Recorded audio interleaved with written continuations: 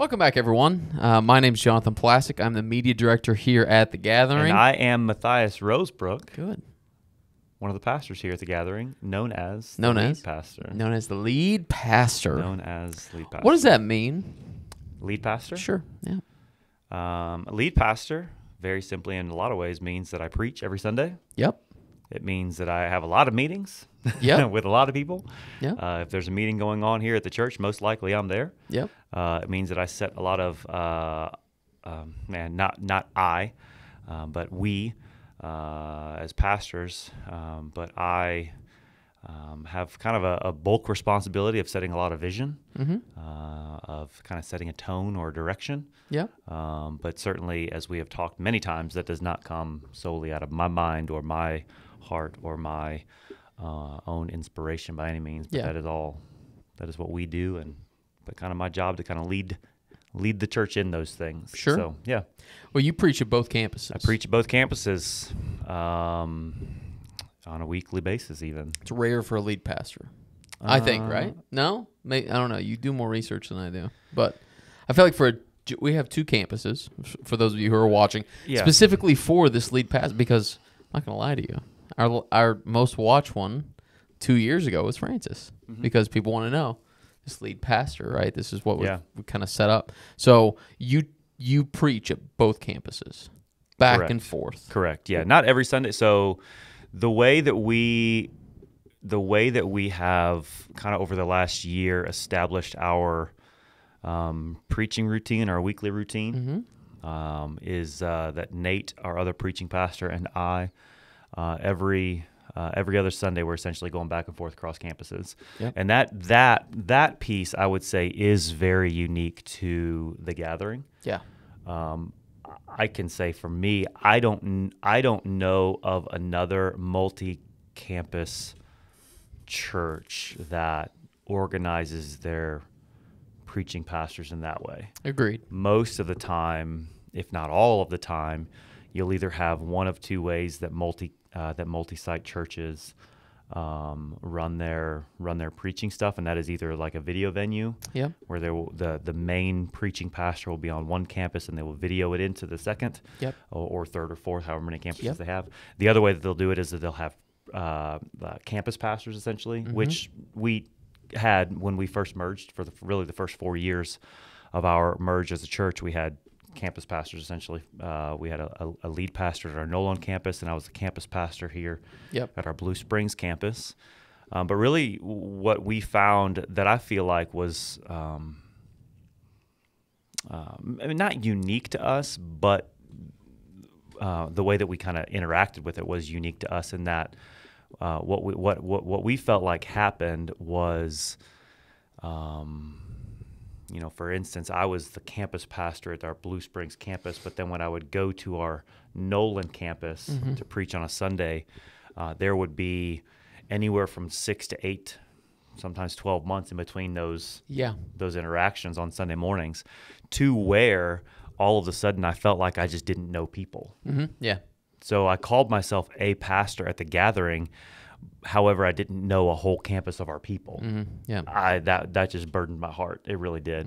And so, in talking with our other pastors, and then specifically with Pastor Nate, who, like I said, is our other preaching pastor, was, hey, I really feel like we need to alleviate that tension, both for our people and for us as preaching pastors, to really know our people well. Yep. And so for the last year, since probably late December, early January of 2022, Pastor Nate and myself have basically been going back and forth across each campus on a week-to-week basis. Yeah. So, for instance, if he would preach at Plaza, so I'll preach at Plaza this coming Sunday, and he'll preach at Nolan this coming Sunday. Yep. Next Sunday I'll preach at Nolan, he'll preach at Plaza. So we'll just go back and forth every Sunday, and that has cultivated.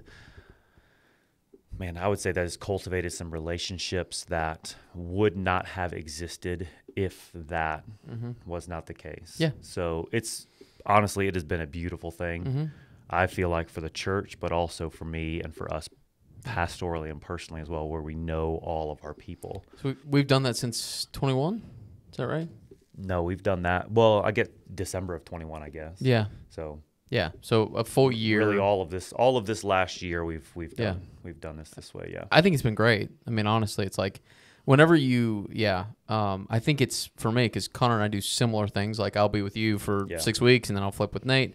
It's one of those things where you see people and like you're excited to see each other. Mm-hmm. It's like I haven't seen you for a couple of weeks, but in all reality, it hasn't been that long because we have Gathering Wednesdays, all that stuff in between.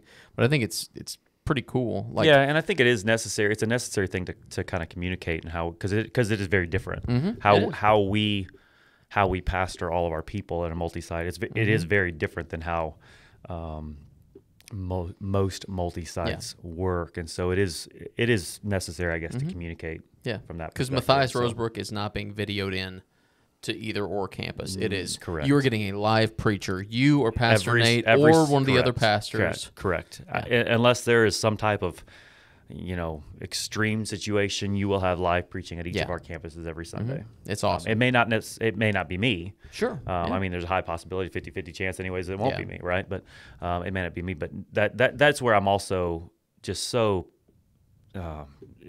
excited and just glad that we have, other capable, very capable, highly capable men who are able to, just succinctly and clearly preach the gospel of Jesus. Yeah. Nate does a great job every single Sunday. Matt fills in oftentimes. So does Pastor Wes and Connor. David every once in a while as well. Mm-hmm. So, they all fill in great ways. Yeah. It's just that who you're going to hear on a week-to-week basis is most likely either Pastor Nate or myself. So. Yeah, and really the biggest differentiating factors are like maybe style, but you guys are preaching from the same text every week. Yeah, exactly. Working together to build. 100%. Yeah, same text, same general structure. You're probably going to get, like, if you were to go back and listen to both of our sermons on a week-to-week basis, you would hear the same themes. Yeah. Because the theme of Scripture is going to be the same. Yeah. Okay. You're obviously going to hear the same themes, but that's also one of the beauties in it is that you're going to get in some ways two different sermons, two different ways of going about doing it. And so I think it edifies the church. I really do. I think it edifies the church to hear from different voices on a regular basis. I think it also just does wonders for learning style. Yeah. Even, the way that different people teach or preach speaks to different learning styles differently. So I think that's just, again, just a beauty and a benefit. So. That's awesome. Okay, so we've kind of got on the church side for a little while. Yeah. Let's talk about your family. Talk about your family a little bit. Yeah, I have a wife and 2 kids. Yep. Monica and I have been married for 18 years now, going on 19 in December. Jonas, my son, is in he just turned 14 in December. He's in 8th grade. And then Caroline, my daughter, is 9. She's in 3rd grade. Both love the Lord, been saved by the Lord, love the church. Some of their absolute best friends are here in the church. Honestly, I would even say that some of their best friends are pastors' kids, which is a beautiful thing as well. Yeah. And not just pastors' kids, but the pastors themselves. My son loves hanging out with our pastors, really does. And so that's a blessing to me and to Monica as well, is to know that our kids don't just love the Lord, but love the church and love the church's pastors. So that's fantastic. Yeah. So that's my kids. They both play soccer, which I'm very well pleased in. And come on. Yeah. So we had a great time, Jonas and I, and really Caroline as well. This last fall, watching World Cup together and all that kind of fun stuff. So soccer. Heck yes. Describe America's game. Yeah, right. Maybe one day. America's team. Sorry, on the water bottle. Why is soccer so popular? Because it's the best sport in the world. Why? I just want to know. I'm not beefing on it. I have no issue with it. It's the most active sport in the world. It certainly is that. Way too much running. It requires the most. It requires you to be. I would argue it requires you to be the most physically fit. That's probably at least any fair. of our American sports. It probably requires you to be the most physically fit. It's probably fair. So, I would also even say maybe outside of something like baseball, but it probably requires the most hand-eye coordination, or I guess foot-eye coordination. Oh yeah, I mean, you tell the random person to go out and dribble a soccer ball at the same time they run. no, that ain't happening. I agree. And run at full speed. Yeah. So. Oh, full speed. Yeah. What is full speed? Describe. No, I'm just kidding. So, the full speed for a 40-year-old or full speed for a 14-year-old. Yeah. Those are two different things as well. So. Yeah, 14-year-olds, they don't know how good they have it. Correct. Until it's gone. Correct. You played soccer in college. I did. I don't do that stuff anymore, though. You don't have a side recreation soccer career? Heavens no. Heavens no. You like your ACLs? Yes. I already did that. Been there, done that. I don't want to do that again. Yeah. So those days are done. I live vicariously through my children playing now. So we have, 6 pastors on staff. Yep. And then you add me and Katie, Marshall, Melinda, and there, Stacy. Did I already say Stacy? I said no. Stacy. Okay. So, the staff dynamic's awesome. I think you would agree with that. I agree. Yeah. So, since the time you've been here, a while now, you either go back pre-gathering, but probably more this side of things. You have a favorite memory of the church? I know this one right here, Jonathan. This is it. I've hit peak. This is it? No. Okay. Farthest from it. Favorite memory? Just in general. Oh gosh. I did this to Nate too. Quite truly, I don't know if I could say there's a singular thing that is a favorite memory. Sure. There are truly a plethora of high points. Mm-hmm. I think for me, I'll just say this last year. For me, this last year, one of the highest moments I think for me was kind of fourfold in the context of our gathering Sundays, which are, again, I would say very unique to us as a church. Never seen it before. Yeah. So again, we're multi-site campus where we have one church, 2 locations.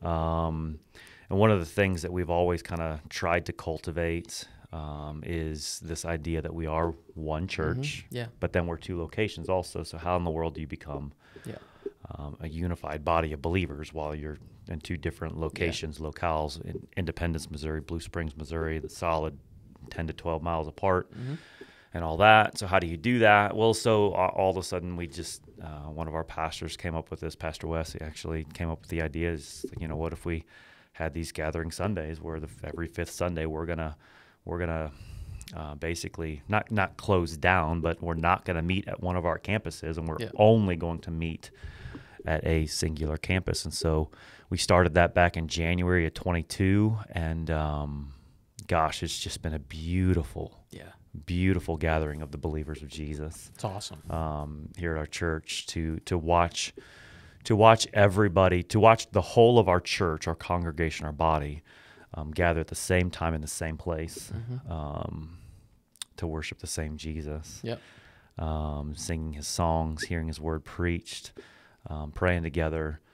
It's just a fantastic and honestly just beautiful thing. So that, those moments like that have been just in the last 12 months, some of the high points for me. They're awesome. Watching the body actually come together like that. It's so unique. I think we get to see it as we get to see these people every other week. Mm-hmm. Some of these people, either they attend the Blue Springs campus, the Independence campus, they don't see each other unless there's Gathering Wednesday, Gathering Sunday. It's unique for sure in the way that things go down.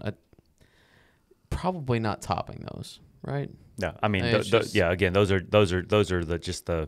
the high moments for me, without a doubt. So, and I even thought we did a gathering Christmas. We had Christmas on Sunday in 22. Yeah, and we essentially said, everybody, if you want to come to church on Christmas Day, come to the Plaza campus, and it was awesome. Yeah, we were expecting in the 60, church, 70 people. And again, the church, our people have been incredibly for that as well, which again has just been one of those just beautiful things. I mean, you could say all sorts of stuff about wanting to do things, but until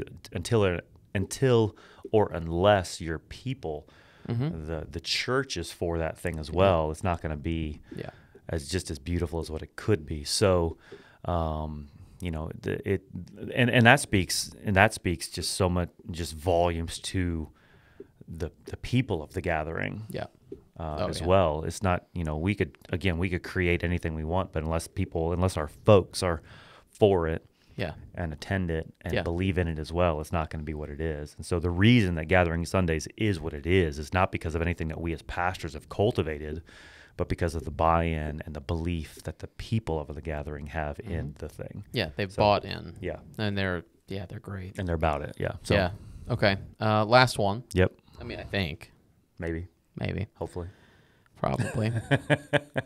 What is the reason? So, like, we have maybe members watching this video, prospective people that would like to, bless you, prospective people that would enjoy checking out the gathering. Yeah. Lead pastor of the Gathering Baptist Church. Why would people want to come check out the gathering? Yeah. So I would say to this that I'll say my heart, my desire would be that believers gather together on Sundays to worship in spirit and truth, right?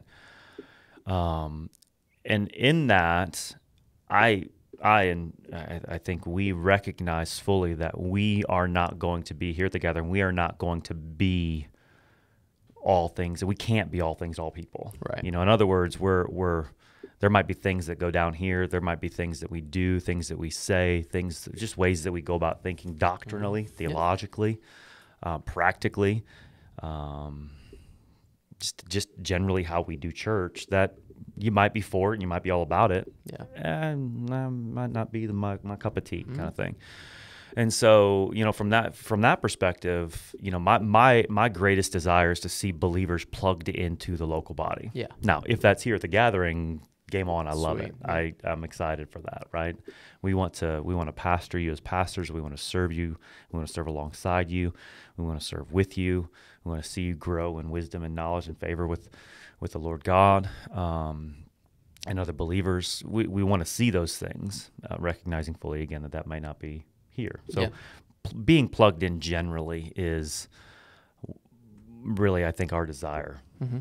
Because there are incredible churches within just within a mile of where we sit even now. But to say all that is to say, why do I believe that the gathering just could be a great place to plug in is that I truly believe that this people here do want to worship Jesus in spirit and truth. They do want to know the Father better. And they want to be obedient to the Father. Right. They want to live missionally. They want to grow biblically, and they want to do relationship with one another. And the people of the Gathering Baptist Church truly desire those things. Yeah. To be more biblical, more missional, more relational in everything they do. Yeah. And so I would say from that perspective, if you are one who you truly desire to be more biblical, more missional, more relational in everything you do, then the gathering might be a place where you and your family could plug in and get connected and grow to know the Father better, grow to serve your community better, grow to take the gospel to the nations better. So that's what I would say to that. We might not be a place for everybody, and I'm good with that because we can't be, as long as believers get plugged in, actively plugged in someplace. So there is below this video, and also if you just click through from the website, your email address is on there. Yes. And so you can get in touch with Matthias. Yes. The office is open. I mean, obviously secure, but you office out of both campuses, and so if you want to come meet the guys, hopefully you click on more than one video, but you come meet Matthias, come see us on a Sunday morning. Yeah. I mean, it's the worst thing that could happen. Come introduce yourself. It's sometimes a little tricky for us as pastors to get around to see everybody, see visitors and everything. So please don't hesitate to introduce yourself on a Sunday morning. We have cards to fill out. Hey, I saw your Goofy video on YouTube and wanted to introduce myself. Goofy. There will be plenty more Goofy to go around. Fair enough. This is the most serious that we got. Thanks for your time. This Matthias. is the most serious we got, so you're welcome. Yeah, thanks for your time. Goodbye. Okay. Bye, everybody. See ya.